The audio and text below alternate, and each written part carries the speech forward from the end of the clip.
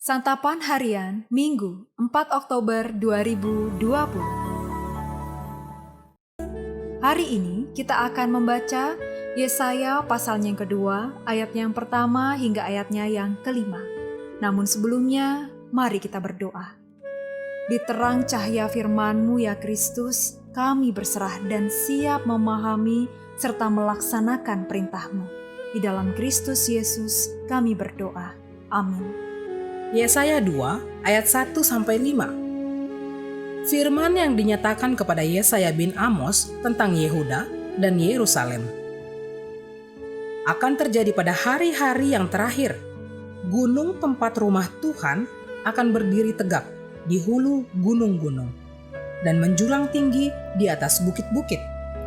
Segala bangsa akan berduyun-duyun ke sana, dan banyak suku bangsa akan pergi serta berkata, "Mari kita naik ke gunung Tuhan, ke rumah Allah Yakub, supaya Ia mengajar kita tentang jalan-jalannya, dan supaya kita berjalan menempuhnya.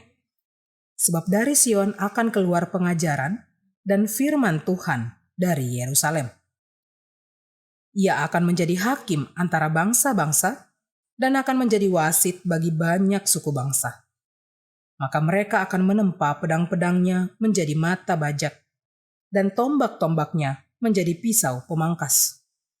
Bangsa tidak akan lagi mengangkat pedang terhadap bangsa, dan mereka tidak akan lagi belajar perang. Hai kaum keturunan Yakub, mari kita berjalan di dalam terang Tuhan."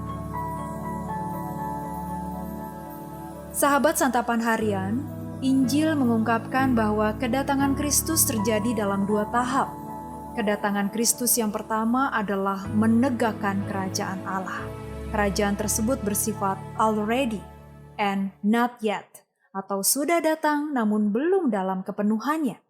Kedatangan Kristus yang kedua adalah menghadirkan kerajaan Allah dalam kepenuhannya, artinya kedamaian di seluruh dunia. Nas hari ini menggambarkan apa yang akan terjadi pada akhir zaman ketika kerajaan Allah hadir dalam segala kepenuhannya. Segenap bangsa, bukan hanya Israel, akan berduyun-duyun datang ke Sion yang merupakan gunung tempat rumah Tuhan.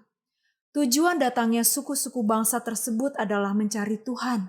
Karena dari Sion, ia akan mengajarkan jalannya serta memberikan pengajaran dan firman Tuhan dari Sion. Kristus akan menjadi hakim antara bangsa-bangsa. Ia akan memerintah atas seluruh bangsa.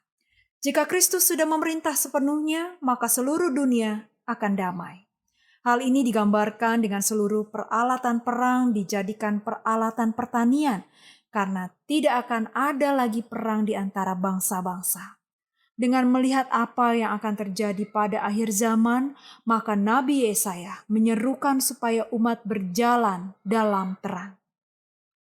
Ketika Yesus datang kedua kalinya dan kerajaan Allah dihadirkan dalam kepenuhannya, semua suku bangsa akan menundukkan diri kepada Yesus.